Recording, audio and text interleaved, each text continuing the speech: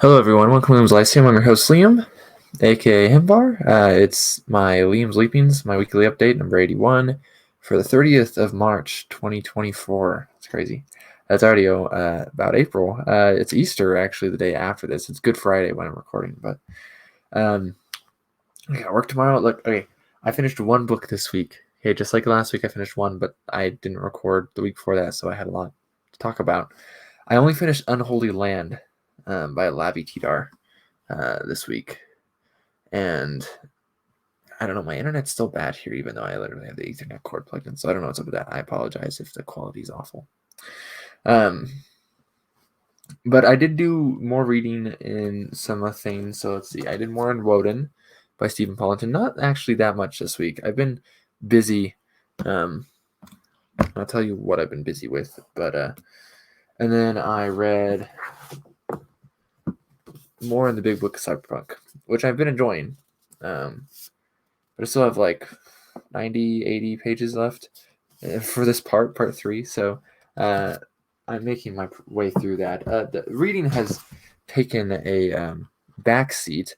Now, I did read a little bit of the Book of 3 with my daughters, and I did start The Face by Jack Vance. I don't have a copy of Unholy Land, but it was really good, really short, a little depressing, kind of melancholy, but quite good. I don't know what's on the camera there. Sorry.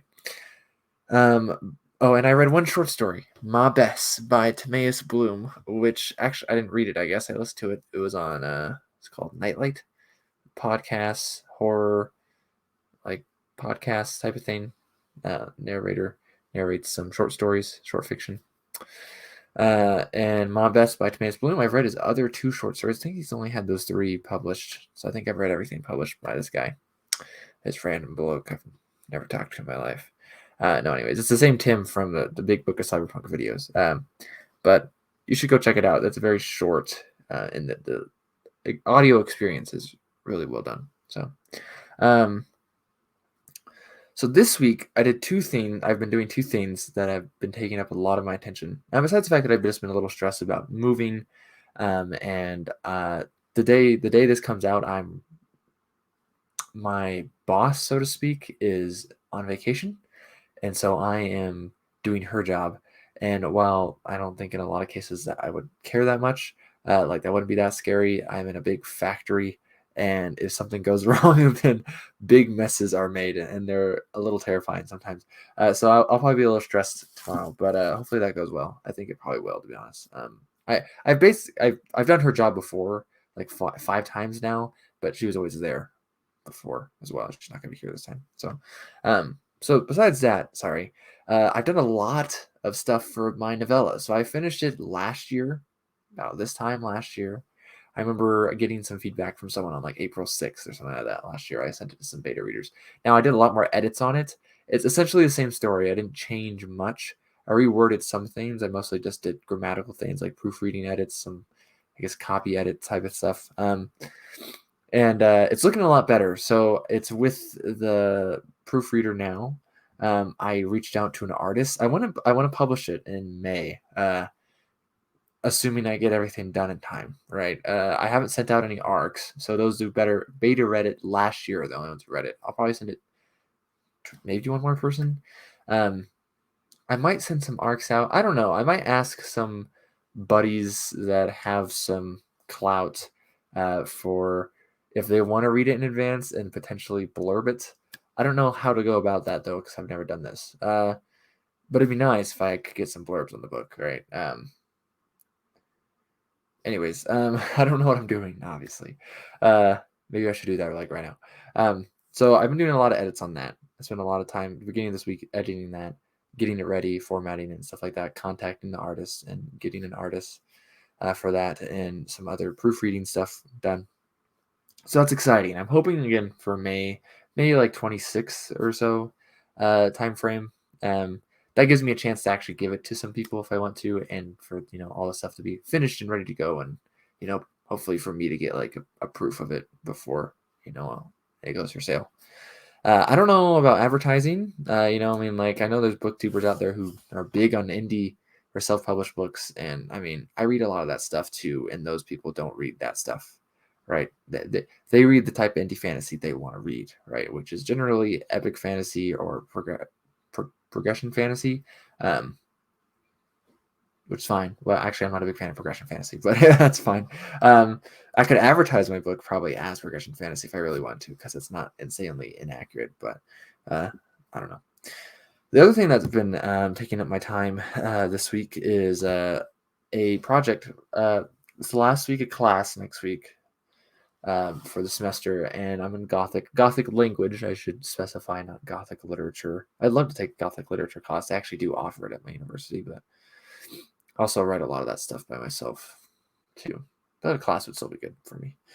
Anyways, so I've been reading a lot of the Bible because that's about the only thing you have written in the Gothic language. It's about it, really. And if it's not if it's not the Bible, then it's just like commentary on the Bible, basically. So, uh, and that's been interesting. We mostly every day in class we just read some scriptures and we would translate it into English, and that's I found out that's much easier than translating it from English into Gothic, because that was what I decided to do for my little presentation.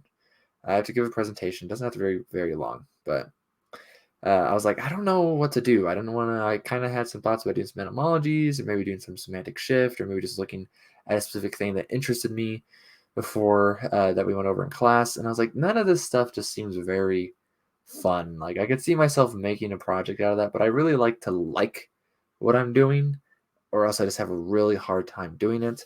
And so I was like, let's translate something from English into Gothic. And I don't think anyone else has done that in that class. I missed like half my classes because I work during one of the sessions on Fridays, right? I work every Friday. Um, so I took, of course, The Castle of Otranto by Horace Walpole, which is the first Gothic novel not related to the Gothic language. It's a funny story I'm not sharing right now. Um, but I was thinking, I had a hard time, okay? And I'm still really not sure about some of it. I'm hopefully going to go over it with my professor. Um, but it was really fun in some ways. Just really time consuming. I did 3 sentences. Now these sentences are ridiculously long, which is part of half the problem I was having with them. The big problem I was having was thinking of English as a case language. Translating something woodenly to Gothic. I didn't even switch. The Gothic we have is very much in the Greek form. It's just basically Gothic in the form of Greek, if that makes sense. Like word order and stuff like that. It's like word for word translation of the Greek Bible. So I decided to do the same thing in this. It's word for word, practically word for word, the English of the Castle of Otranto.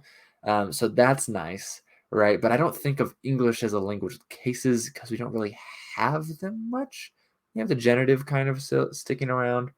Um, we got pronouns, obviously, which do have cases still, but there's not much else. So it was kind of hard for me to think like that. First off, my goodness, yeah, geez Louise, give me a headache. It took me like maybe 5 hours, if I were to estimate, to do these 3 sentences. That was the other thing, though. These sentences were just like cut and dry. Here's a sentence. Here's a sentence. Here's a sentence. Like there's all these complete clauses and stuff like that. Instead of a bunch of dependent clauses, which is these sentences have. That'd make it a lot easier for me. I'm like, which case? I don't even know. Like I'm so far into the sentence, I don't even know which cases this should be in anymore. Like I already used them all. What do I do now? So I'm like really confusing, which is funny because I stopped after the third one and the fourth sentence is really tiny. And I feel like maybe I should just do it anyways. Because sentence 4 is Manfred's impatience for this ceremonial was remarked by his family and his neighbors, and neighbors. That's it. That's really short compared to the other ones.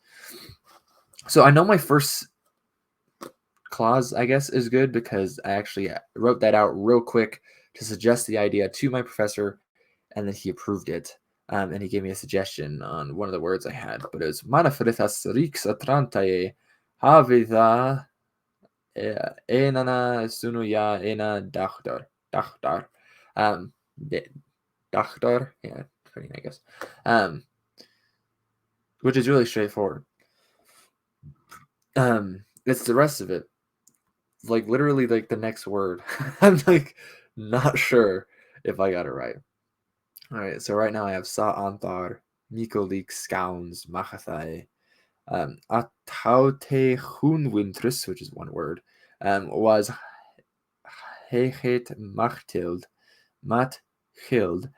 Conrad Sassunus was Rins Yera Yuchizo, Anfalta Yunda, ja, Sukana Leaks, ja, Ni Hetans Luthans, Ak is was in Atens Hust, was ni Ata ja, geez, Teknins Luvono, Faur Mathilde, yeah, Mathilda, probably, either one.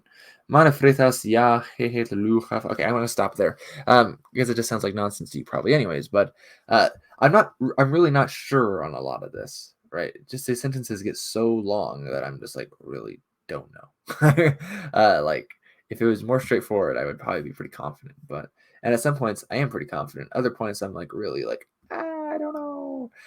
So I've had a nice dictionary on hand, Wiktionary on hand, um, but we shall see. Anyways, I know I'm just rambling at this point, but I'm excited. Hopefully, you guys will enjoy the novella, the book. If you decide to read it, of course, I'm going to try to get some. I really should like message people right now, maybe see if they want to help out on a blurb.